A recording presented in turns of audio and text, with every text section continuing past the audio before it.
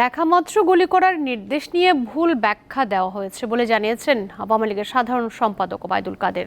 বলেন, এই নির্দেশ আইন শৃঙ্খলা বাহিনীকে দেওয়া হয়নি, সেনাবাহিনীও একটি গুলিও ছোড়েনি। দুপুরে রাজধানীর ধানমন্ডিতে আওয়ামী লীগ সভাপতির কার্যালয়ের সংবাদ সম্মেলনে এ মন্তব্য করেন তিনি।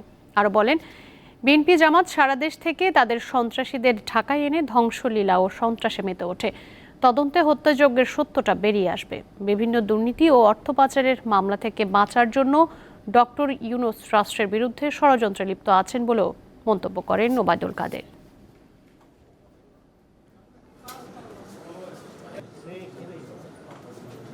কোনো আন্দোলনকারীর উপর গুলি চালানোর নির্দেশনা আইন শৃঙ্খলা বাহিনীকে কখনো দেওয়া হয়নি।